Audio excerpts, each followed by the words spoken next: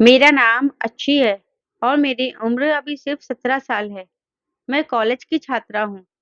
मेरी माँ हर रोज काम पर जाने से पहले मुझसे कहती थी, अच्छी बेटा, दरवाजे की कुंडी लगा लो और रात में किसी के लिए दरवाजा मत खोलना।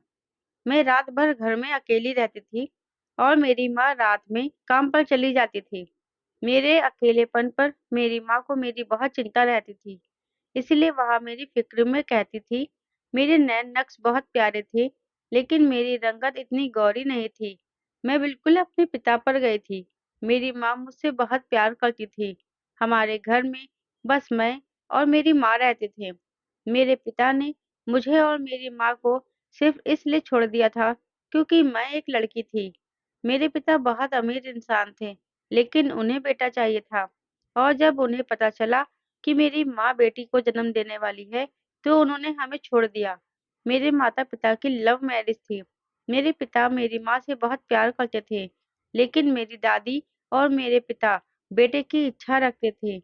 जब उन्हें अल्ट्रासाउंड में पता चला कि बेटा नहीं बल्कि बेटी पैदा होने वाली है, तभी से वे मेरी माँ को ताने देने लगे और यहाँ तक कि कह दिया कि वे दूसरी शादी कर लेंगे, अगर मेरी माँ ने मुझे नहीं गिराया तो।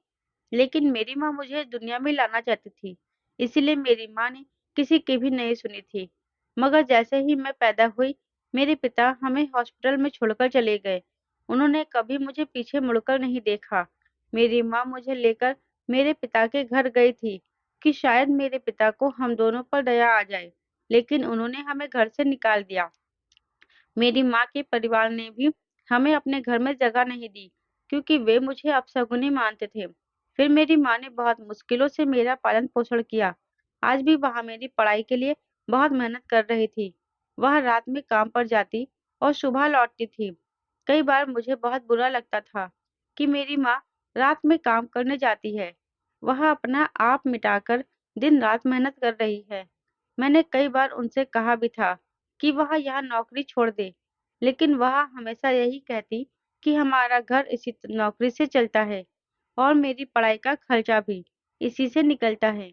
माँ की बात सुनकर मैं चुप हो जाती और मेरी माँ फिर रात को काम पर चली जाती। इसी तरह हमारी ज़िंदगी चल रही थी। मैंने भी सोच लिया था, मैं बड़ी होकर अपनी माँ को एक अच्छी ज़िंदगी दूँगी, उनका सहारा बनूँगी और उनके तमाम दुःख-दर्द मिटा दूँगी। मगर किस्मत को कुछ और ही मंज़ूर था। एक दिन जब मैं कॉलेज से वापस आ रही थी, तभी मैं एक गाड़ी से टकरा ग तभी मैं एक गाड़ी से टकरा गई। मेरे पैर पर बहुत ज़ोर से चोट लगी थी और मुझे उठने में भी दिक्कत हो रही थी। दर्द इतना गहरा था कि मुझे रोना आ रहा था। मेरी ऐसी हालत देखकर गाड़ी का मालिक नीचे उतरा और मुझे बहुत अजीब नज़रों से देखने लगा था। फिर वह घुटनों के बल बैठकर मेरे पैरों पर हाथ रखता हुआ मुझसे पूछने लगा कि कहाँ चोट लगी है। उस शख्स की बात सुनकर मैंने अपने घुटने की ओर इशारा किया था। तभी उसने कहा था, चलो मैं तुम्हें हॉस्पिटल ले चलता हूँ। लेकिन मैंने तुरंत मना कर दिया था और कहा था कि मैं ठीक हूँ। फिर मेरी बात सुनकर उसने मुझसे कहा, अच्छा तो चलो, मैं तुम्हें घर छोड़ देता हूँ। मैंने उससे दोबारा मना कर दिया और कहा कि मैं खुद चली जाऊँगी। लेकिन उसने मेरी एक नहीं सुनी और ज़बरदस्ती मुझे अपनी गाड़ी में बैठा लिया। फिर उसके पूछने पर मैंने उसे अपने घर का रास्ता बता दिया था। उसने मुझे घर के सामने छोड़ दिया और कहा, मेरा नाम राहुल है। फिर उसने मुझे अपना नंबर दिया और बोला, अगर कुछ भी चाहिए हो तो इस नंबर पर कॉल कर देना। मुझे वह शख्स बिल्कुल अच्छा नहीं लगा था। मैं जैसे ही गाड़ी से बाहर आई, उसके दिए कार्ड को फेंक दिया और लंगड़ाते-लंगड़ाते घर चली गई। माँ मेरा इंतज़ार कर रही थी। जब मैं घर पहुँची, तो मेरी चोट देखकर मेरी माँ बहुत घबरा गई और मुझसे पूछने लगी कि यह कैसे लगी। मैंने माँ को कुछ नहीं बताया, बस इतना कह दिया कि आते वक़्त पत्थर से टकरा कर गिर गई और घुटने पर चोट लग गई। मेरी बात सुनकर माँ बुरी तरह से परेशान हो चुकी थी। फिर माँ ने मेरे घुटने पर पट्टी कर दी और कहने लगी कि ध्यान से चला करो। माँ की बात सुनकर मैं खामोश रही। अब मैं उन्हें सच्चाई तो नहीं बता सकती थी। ऐसे ही दूसरा दिन निकल गया। अगले दिन फिर से राहुल मिला। मुझे लगा शायद वह किसी को लेने आया होगा। शायद उसकी बहन या कोई जानने वाला कॉलेज में पढ़ता होगा। मैंने उसे इग्नोर कर दिया और अपने रास्ते चलने लगी। कुछ दिन ऐसे ही चलता रहा और मैं उसे हर दिन कॉलेज के बाहर देखती थी। फिर एक दिन वह मेरे सामने आकर खड़ा हो गया और मुझे जबरदस्ती अपनी गाड़ी में बैठा लिया। उसके ऐसे जबरदस्ती करने पर मैंने उससे अपना हाथ छुड़ाने की कोशिश करते हुए गुस्से से कहा, ये क्या तरीका है? तुम्हें लड़कियों से बात करने की तमीज नहीं है? और तुमने मेरा हाथ किस तरह से पकड़ा हुआ है? मेरी बात का तो जैसे उस पर कोई असर ही नहीं पड़ा था। तब उसने कहा था, तुम बहुत खूबसूरत हो और मुझे बहुत तो पसंद आई हो। इसीलिए मैं बस तुम्हारे साथ एक रात गुजारना चाहता हूँ। उसके ये शब्द सुनकर मुझे ऐसा लगा जैसे किसी ने मेरे कानों में पिघला हुआ शीशा डाल दिया हो। मैं उसे हैरानी भरी नजरों से देख रही थी। ये क्या बकवास कर रहे हो? तुम्हारा दिमाग तो खराब नहीं हो गया? मेरी बात सुनकर उसने बड़ी डिटाई से जवाब दिया था। दिमाग खराब नहीं हुआ, बस दिल आ गया है तुम पर अच्छी। उसे मेरा नाम भी पता था। तभी मैंने उसकी बकवास सुनकर कहा था, ये सब बकवास करने की जरूरत नहीं है। हटो पीछे और मुझे जाने दो। मगर उसने अपनी गाड़ी को लॉक कर दिया था। उसकी इस हरकत पर मैंने पूछा था, ये सब क्यों कर रहे हो? प्लीज मुझे जाने दो। मगर उसने मेरा हाथ बहुत जोर से पकड़ रखा था और मुझसे कहने लगा था, इतनी जल्दी कैसे जाने दूं मेरी जान? इतना कहते ही उसने गाड़ी स्टार्ट कर दी और रोड की ओर ले जाने लगा। वहां मुझे एक बहुत ही सुनसान जगह पर ले आया था। वहां पर एक बहुत बड़ा सा बंगला था, मगर उस बंगले को देखकर ऐसा लग रहा था जैसे वहां बहुत दिनों से कोई नहीं आया हो। वह बंगला जितना बड़ा था, उतना ही उदास लग रहा था और सुनसान भी। मुझे यह सब देखकर बहुत डर लग रहा था। तभी मैंने गिड़गिड़ाते हुए कहा था, प्लीज मुझे जाने दो। प्लीज, मैंने तुम्हारा कुछ नहीं बिगाड़ा। मैं तुम्हारी नजरों के सामने भी नहीं आऊंगी आज के बाद। मगर उसे तो मेरा रोना गिड़गिड़ाना जैसे नजर ही नहीं आ रहा था।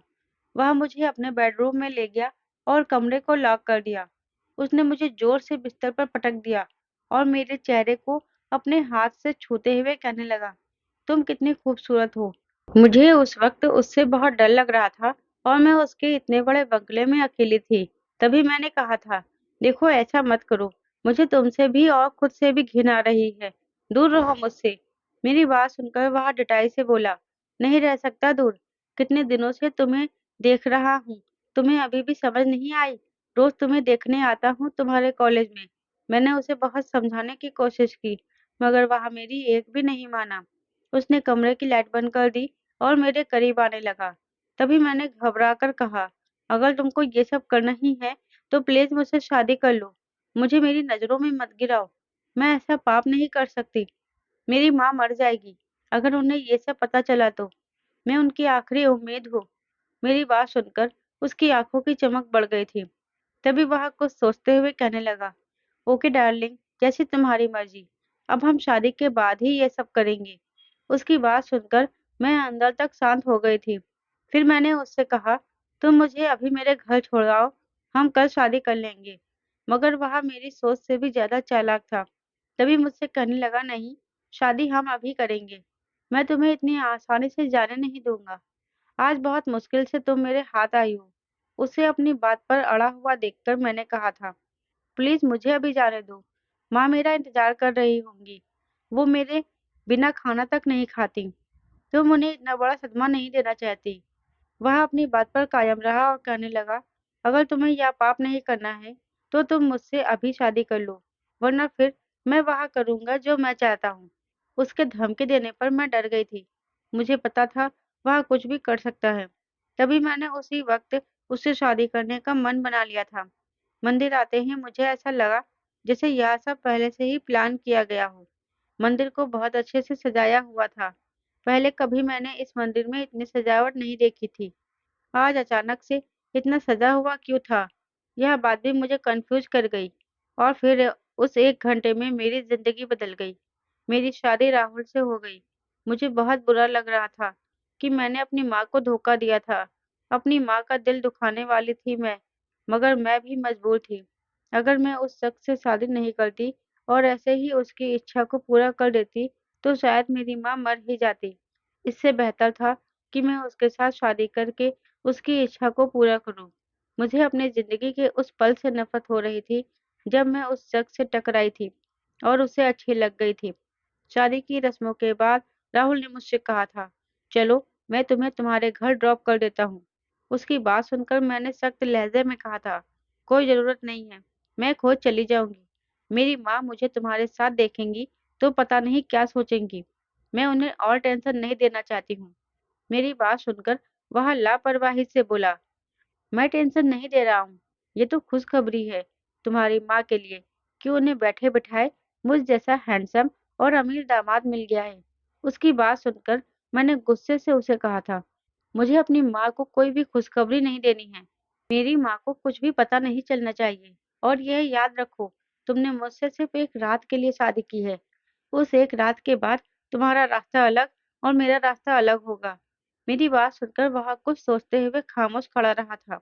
अब मैं वहाँ एक मिनट भी नहीं रुकना चाहती थी। मैं जल्दी से जल्दी अपने घर जाना चाहती थी। राहुल ने मुझे जबरदस्ती अपनी गाड़ी में बिठाया और घर छोड़ दिया। माँ मुझे ढूंढने के लिए बाहर निकली थी क्योंकि आज मैं बहुत लेट हो गई थी और उसने मुझे राहुल की गाड़ी से निकलते हुए देख लिया था। मेरी आंखें रोने की वजह से लाल हो रही थी। मैं भागते हुए अपनी माँ के पास चली गई और रोते हुए माँ के गले लग गई। मेरे यूं रोने पर माँ परेशान हो चुकी थी। तभी माँ मुझे पूछने लगी, क्या हुआ है अच्छी, क्यों रो रही हो, और यह लड़का कौन था? माँ का सवाल सुनकर मैंने अपने आंसू पोंछते हुए कहा था, माँ मैं गिर गई थी, उसकी गाड़ी से एक्सीडेंट हो गया था, तभी उसने मुझे घर तक छोड़ दिया। मेरी माँ मुझे घर के अंदर ले आई। इसी तरह पूरा दिन गुजर गया और रात हो गई। मुझे बहुत टेंशन हो रही थी। मुझे यह फ़िक्र सताई जा रही थी कि वह शख्स मेरे घर ना आ जाए। तभी मैंने माँ से भी कहा था, माँ प्लीज़ आज मत जाओ। पता नहीं क्यों मुझे बहुत डर लग रहा है। मेरे कहने पर माँ उस रात रुक गई थी। वह अपने काम पर नहीं गई थी। मुझे बहुत घबराहट होने लगी थी। मैं चाहती थी कि आज राहुल ना आए। मैं उसके करीब बिल्कुल भी नहीं जाना चाहती थी। मुझे वह इंसान बहुत बुरा लग रहा था। और फिर यही हुआ था। भगवान ने मेरी दुआ सुन ली थी। राहुल आज रात नहीं आया था। उस रात मैं सुकून से सो गई थी। अगले दिन मैं कॉलेज भी नहीं गई और पूरा दिन घर पर ही रही थी। लेकिन रात को माँ काम पर चली गई। आज भी मैंने माँ को बहुत रोकने की कोशिश की थी, मगर माँ आज नहीं रुकी थी। रात गहरी हो रही थी। माँ को गए हुए 1 घंटा हो गया था। तभी मुझे दरवाजा खटखटाने की आवाज आई थी। मैं बुरी तरह से डर गई थी। मुझे लग रहा था जैसे मेरी मौत करीब है। वह शख्स किसी मौत के फरिश्ते से कम नहीं था मेरे लिए। मैंने डरते हुए दरवाजा खोल दिया था। उस शख्स को देखकर मेरी टांगों में कपकपी छा गई थी। मुझे तो लगा था कि वह आज रात भी नहीं आएगा। फिर वह क्यों आया था? मैं उसे देखकर दोबारा से दरवाजा बंद करने लगी। तभी उसने जोर से दरवाजा खोल दिया और घर के अंदर आ गया। मैं अचानक से पीछे होती हुई दरवाजे के साथ सट गई। मुझे यूं डरा हुआ देखकर राहुल मुझसे कहने लगा, आज कॉलेज भी नहीं आई तुम? मैं तुम्हारा इंतजार करता रहा।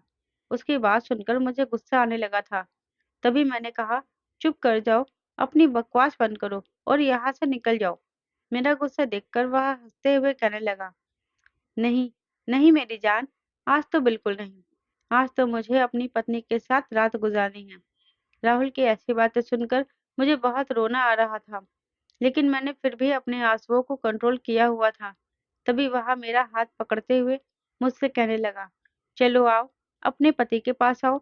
और फिर उस रात हमारे बीच पति पत्नी वाला संबंध भी कायम हो गया था। वह यह सब करके सुबह तक यही रहा था। फिर मेरी माँ के आने से पहले चला गया था। उसके जाने के बाद मैं कितनी ही देर तक रोती रही थी। मुझ में अपनी माँ से आंख मिलाने की हिम्मत नहीं थी। तभी मैं माँ के आने पर भी देर तक सोने का नाटक करती रही थी। ऐसे ही 3 दिन हो गए थे।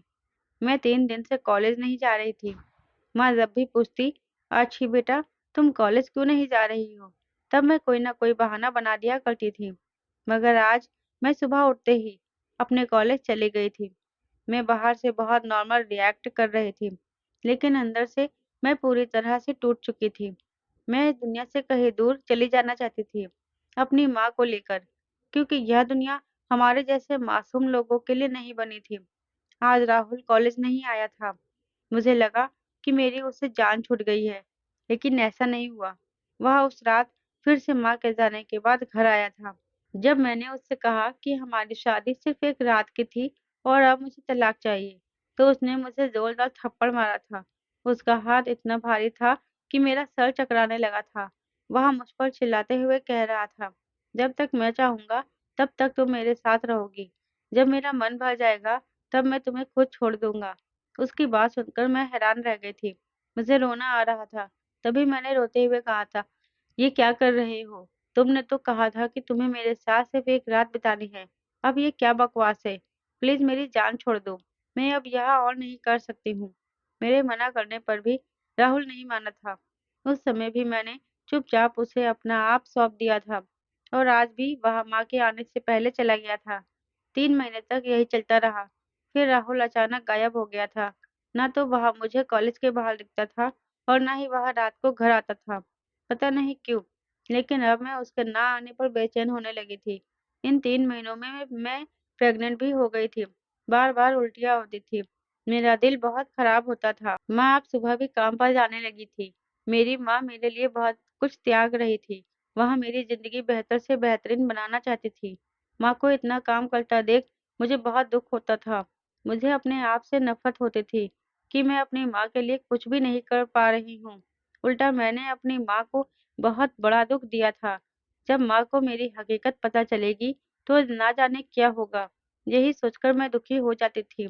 मैंने इन 3 महीनों में एक बार भी डॉक्टर से चेकअप नहीं कराया था। मुझे समझ नहीं आ रहा था कि मैं क्या करूँ? और मैं अकेली डॉक्टर के पास जा नहीं सकती थी, क्योंकि मेरी उम्र बहुत छोटी थी। डॉक्टर उल्टे-सीधे सवाल करती तो मैं क्या जवाब देती डॉक्टर को? इसलिए मैं डॉक्टर के पास नहीं गई थी। शायद माँ को मुझ पर शक हो चुका था। अब वह मुझसे यही सवाल करती थी कि अच्छी, तुम ठीक हो? मुझे क्यों ऐसा लग रहा है जैसे तुम बहुत बीमार हो? माँ का यह सवाल सुनकर मैं डर जाती थी और कहती थी, नहीं माँ, मैं तो बिल्कुल ठीक हूँ। शायद पढ़ाई की वजह से मेरा चेहरा मुरझा चुका है। मुझे डर लगता था कि माँ को पता न चल जाए कि मेरी जिंदगी में इतना बड़ा बदलाव आ चुका है। मगर मेरे छुपाने पर भी वह राज माँ पर खुल चुका था। एक दिन रात को माँ मेरे पास आ बैठी और मुझसे पूछने लगी, अच्छी बेटा, मुझे ना जाने क्यों दिन ब दिन तुम्हारा पेट बड़ा होते हुए नजर आ रहा है। तुम मेरी अच्छी बेटी हो, बताओ क्या बात है? माँ का यह सवाल सुनकर मैं डर गई थी। मुझे घबराया हुआ देखकर माँ समझ चुकी थी। फिर मैं भी माँ से कुछ नहीं छुपाया था और माँ को सब कुछ बता दिया था। मेरी बात सुनकर माँ रोने लगी थी। उन्होंने खुद को कमरे से बंद कर लिया था। मैं माँ को ऐसे रिएक्शन के लिए तैयार नहीं थी। मुझे बहुत रोना आ रहा था। तभी मैं माँ के कमरे के बाहर बैठकर उन्हें आवाज़ें दे रही थी। मगर माँ ने मुझे एक बार भी आवाज़ नहीं दिया था, क्योंकि वह तो अंदर बेहोश हो चुकी थी। माँ को बेहोश देखकर मैं घबरा गई थी। तभी मैंने अपने पड़ोसी आदित्य को बुलाया था। आदित्य ने दरवाज़ा तोड़ा और देखा कि माँ अंदर बेहोश पड़ी हुई थी। मैं माँ को बेहोश देखकर घबरा गई थी। मेरी खुद की हालत ऐसी नहीं थी कि मैं अपनी माँ को सँभाल सकती। मेरे पड़ोसी आदित्य ने डॉक्टर को बुलाया था। डॉक्टर ने आकर माँ का चेकअप किया था। डॉक्टर ने मुझे सख्त हिदायत दी कि माँ को अब कोई टेंशन नहीं देना है। मैं डॉक्टर को क्या बताती कि मैं खुद अपनी माँ के लिए एक बहुत बड़ी टेंशन बन चुकी हूँ। कुछ ही देर बाद माँ को होश आया था। मैं जो माँ के साथ लगकर बैठी हुई थी, माँ अपनी जगह से उठ बैठी और उन्होंने अचानक जोरदार थप्पड़ मेरे मुँह पर मारा और बोली, ये क्या किया तुमने अच्छी? तुझे ज़रा भी ख़याल नहीं आया मेरा? काश मैंने तेरे बाप की बात मान ली होती और तुझे पेट में ही मार दिया होता। तुझे ज़रा भी शर्म नहीं कि मैंने तुझे कैसे पाला है? तेरी माँ ने कितनी मेहनत की है तेरे लिए। मैंने तुझे हमेशा सारी दुनिया से बचाया ताकि मेरी बेटी पर किसी की बुरी नज़र न पड़े और तुमने तुमने आज मेरा नाम खराब कर दिया। अब लोग मेरी परवरिश पर उँगलियाँ उठाएँगे। अरे बेशर्म! ये सब करने से पहले तुम खुद क्यों नहीं मर गई? माँ के मुँह से ऐसी बातें सुनकर मुझे सदमा लगा था। मुझे लगा था माँ मुझसे एक बार पूछेगी कि यह सब कैसे हुआ है, मगर माँ ने तो फैसला ही सुना दिया था। मैंने रोते हुए माँ से कहा, माँ ऐसा मत कहो, मैं कहाँ जाऊँगी? प्लीज़ माँ, मेरे पास इस दुनिया में आपके सिवा कोई नहीं है। मेरे रोने पर भी माँ को मुझ पर एक बार भी दया नहीं आई थी। तभी मैंने माँ को समझाते हुए कहा था, माँ मेरी गलती नहीं है। वह लड़का मुझे सिर्फ एक रात के लिए हासिल करना चाहता था, मगर मैंने उससे कहा था कि मुझसे शादी कर लो। मुझे मेरी नज़रों में मत गिराओ। हमारी शादी हुई है माँ, मैंने कुछ भी गलत नहीं किया है। लेकिन वह लड़का 3 महीने से मुझसे संपर्क में नहीं है हमारी कोई बात नहीं हुई है, मैं क्या करूँ? मेरे पास इस दुनिया में आपके अलावा कोई नहीं है माँ।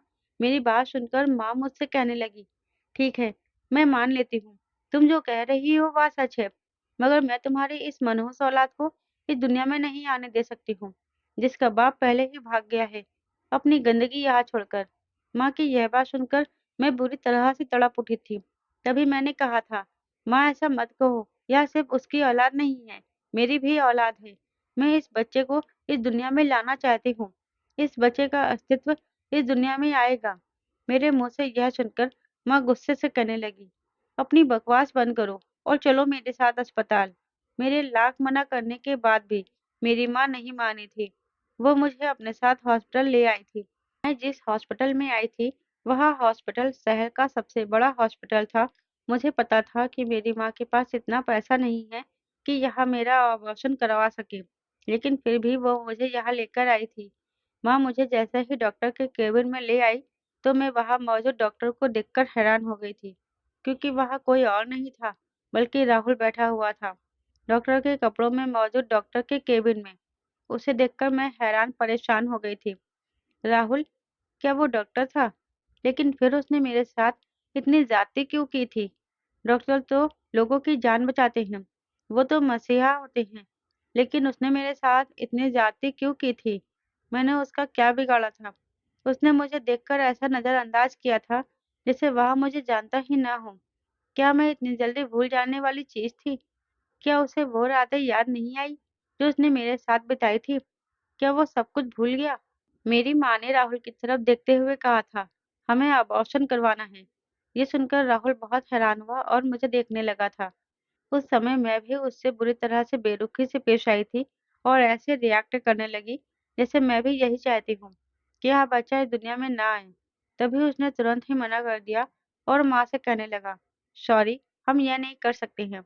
मेरी माँ को उसकी यह बात सुनकर उस पर बहुत गुस्सा आया था। तभी वह राहुल पर भी भड़कते हुए बोली थी, क्यों नहीं करते? हमने बाहर से पूछा था, तो उन्होंने कहा था कि यहाँ पर ये काम होता है। आपको अपनी फीस से मतलब होना चाहिए। जितनी भी फीस होगी, मैं देने के लिए तैयार हूँ।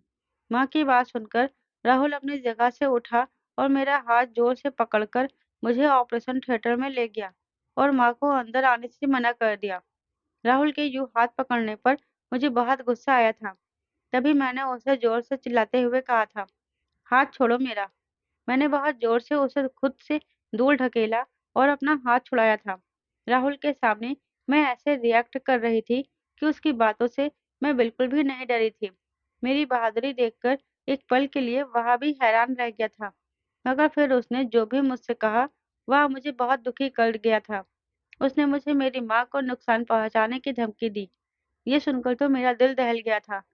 उसने मुझसे कहा था, अगर मैं अपने बच्चे को खत्म करने के बारे में सोचूंगी, तो वह मुझे और मेरी माँ को, दोनों को भी जीने नहीं देगा।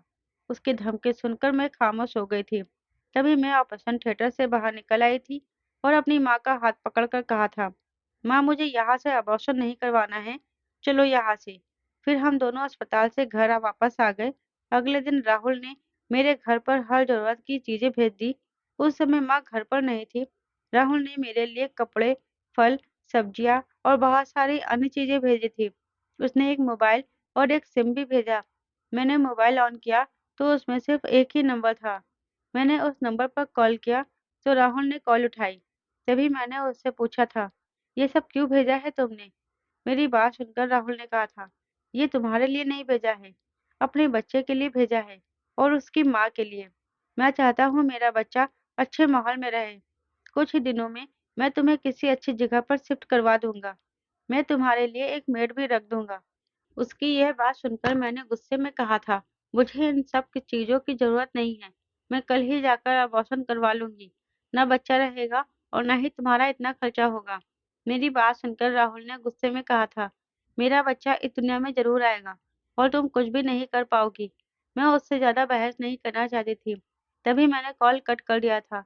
फिर उसी रात मैंने माँ को राहुल का सच बता दिया था। मैंने बता दिया था कि मेरे होने वाले बच्चे का पिता राहुल है। यह सुनकर माँ कुछ पल के लिए हैरान हुई थी। फिर माँ ने मुझसे कहा था, उससे कहो, तुम्हें पूरे समाज के सामने अपनी पत्नी बनाकर पूरे मान-सम्मान के साथ इस घर से विदा करके लेकर जाए। माँ की बात सुनकर मैं हैरान हो गई थी। फिर मैंने भी राहुल को माँ की बात बता दी थी। अगले ही दिन वह मेरे घर आया था। माँ और राहुल बैठकर बातें कर रहे थे। माँ ने राहुल से कहा था, अगर तुम अपने बच्चे को चाहते हो, तो मेरी बेटी से सबके सामने शादी करो और बच्चे को अपनाओ। माँ की यह सच सुनकर राहुल ने जवाब दिया था, ठीक है, मैं आपकी बेटी को भी अपनाऊंगा और अपने बच्चे को भी। राहुल के सामने मेरी माँ ने कहा था कि बेटा हो या बेटी, तुम अच्छे को कभी नहीं छोड़ोगे। पता नहीं क्यों, राहुल माँ की इस बात पर बिल्कुल हैरान नहीं हुआ था। तभी माँ ने उससे कहा था, तुम कल ही अपने घर वालों को लाओ, ताकि जल्दी से शादी की तारीख रखकर तुम्हारी शादी पूरे समाज के सामने कर दूं। राहुल ने माँ को जो कहा था, वह मुझे हैरान कर गया था। वह माँ से कह रहा था, मेरे घर से कोई भी नहीं आएगा, लेकिन मैं इज्जत से अच्छी को अपने घर ले जाऊंगा। माँ इस पर भी मान गई थी, क्योंकि वो जानती थी कि मैं इस बच्चे को दुनिया में लाना चाहती हूँ, और वह मेरी खुशी के लिए खामोश हो गई थी। माँ और राहुल की सारी बातें मैं दरवाजे के पीछे खड़ी होकर सुन रही थी। माँ और राहुल ने शादी की तारीख भी तय कर ली थी। अब धीरे-धीरे मेरे दिल को भी सुकून होने लगा था और मैं अपनी शादी को लेकर खुश थी। इस तरह 1 हफ्ता गुजर गया था और मेरी शादी का दिन भी आ गया था। इस 1 हफ्ते में मैं बहुत खुश थी, क्योंकि मेरी माँ भी खुश और संतुष्ट थी। मैं पार्लर जाकर तैयार हुई और राहुल ने ही इन सब का इंतज़ाम किया था। जब मैं तैयार होकर घर पहुँची, तो अभी तक बारात नहीं आई थी। मुझे घबराहट होने लगी थी कि कहीं राहुल बारात लेकर ही ना आए। हमारे कुछ रिश्तेदार और पड़ोसी आए हुए थे। मुझे डर लग रहा था और माँ भी तनाव में थी कि कोई उनके बारे में कुछ ना बोले। मुझे तो अब इन सब की आदत हो चुकी थी, लेकिन मेरा शक गलत साबित हुआ था। लगभग 15 मिनट बाद राहुल बारात लेकर आ गया और फिर हमारी शादी हो गई। राहुल के साथ विदाई के समय मैं अपनी माँ के गले लगकर बहुत रोई थी। मेरी माँ ने हर जगह मेरा बहुत ध्यान रखा था और मेरा पूरा साथ दिया था। राहुल मुझे पूरे समाज के सामने स्वीकार करके बहुत प्यार से अपने घर ले आया था। जब मैं उसके घर आई, तो मुझे बिल्कुल भी नहीं लगा कि मैं इस जगह पर पहली बार आई हूँ। मुझे यहाँ सब अपना-सा लगा। राहुल का घर बहुत बड़ा और खूबसूरत था। सबने मेरा स्वागत बहुत अच्छे से किया था, जैसे उन्हें पहले से ही सब पता हो। मैं बहुत हैरान नज़रों से राहुल को देख रही थी कि ये सब क्या हो रहा है। उसने मुझे ऐसे नज़रअंदाज कर दिया, जैसे उसने मुझे देखा ही ना हो। राहुल ने मुझे अपनी पूरी फैमिली से मिलवाया। मैं भी उसकी फैमिली से खुशी-खुशी मिली थी। उसके पापा, अद्विक अंकल, उसकी मम्मा, सुष्मिता आंटी, उसका भाई करण, उसके ताया, राज अंकल और उसकी दादी, राधिका दादी से। राज अंकल को देखकर मुझे लगा जैसे मैं खुद को ही देख रही हूँ। वो मुझसे नज़रें भी नहीं मिला पा रहे थे। मुझे उन्हें देखकर बहुत अजीब लगा था, लेकिन मैंने उस ख़्याल को झटक दिया। इसके बाद सुष्मिता आंटी मुझे राहुल के कमरे में छोड़कर चली गई। मैं वहाँ बैठकर राहुल का इंतज़ार करने लगी। आधे घंटे के बाद राहुल कमरे में आया और मेरे पास बैठ गया था। राहुल ने मेरी ओर देखा और फिर बोला, मुझे तुमसे एक ज़रूरी बात करनी है। मैंने कहा, हाँ बोलो, क्या बात है? राहुल ने मुझे अपनी और अपने परिवार की सच्चाई बता दी थी। राहुल की सच्चाई सुनकर मुझे ऐसा लगा जैसे उसने मेरे साथ बहुत बड़ा धोखा किया हो। राहुल ने मेरे साथ जो किया था, उसके बाद मैं उनके बीच 1 मिनट भी नहीं रहना चाहती थी। मुझे अपनी माँ की बहुत याद आ रही थी। राहुल ने मुझसे कहा था कि उसके राज अंकल मेरे पिता हैं। राज अंकल राहुल के पिता के दोस्त थे और मेरी माँ के पति थे। मुझे उसकी बात पर यकीन नहीं आ रहा था। तभी मैंने उससे कहा था, तुम मुझसे मजाक कर रहे हो, ये नहीं हो सकता। मगर राहुल ने मुझसे कहा था, नहीं, यह सब सच है, मैं झूठ नहीं बोल रहा हूँ। अच्छी, मैं सच्चाई बता रहा हूँ। ये सब जो भी हुआ, जो भी मैं तुम्हारे साथ किया था, ये सब मेरा प्लान था, क्योंकि मैं तुम्हें और राधिका आंटी को इंसाफ दिलाना चाहता था। तुम्हें और राधिका आंटी को घर से निकालने के बाद अंकल ने दूसरी शादी कर ली थी। ये शादी तुम्हारी दादी ने ज़बरदस्ती करवाई थी, मगर उन्होंने यह अपनी ज़िंदगी की सबसे बड़ी गलती की थी। अंकल की दूसरी पत्नी ने उनसे सिर्फ पैसों के लिए शादी की थी।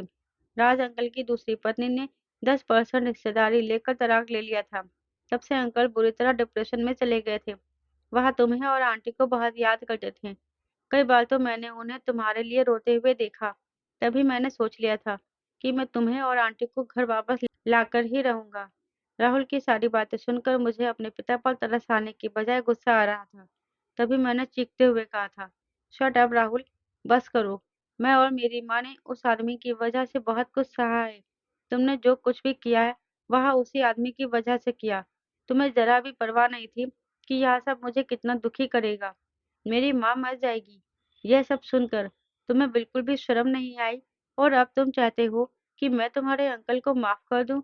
तुम्हारे उस अंकल की वजह से मैंने अनाथ जैसी जिंदगी गुजारी है। अब मैं कभी उन्हें माफ नहीं कर सकती। इतना कहकर मैं बिस्तर से उठने लगी। तभी राहुल ने मेरा हाथ पकड़ लिया और कहा, तुम कहीं नहीं जाओगी। ये तुम्हारा अपना घर है। अंकल ने अपनी सारी संपत्ति तुम्हारे नाम कर दी है।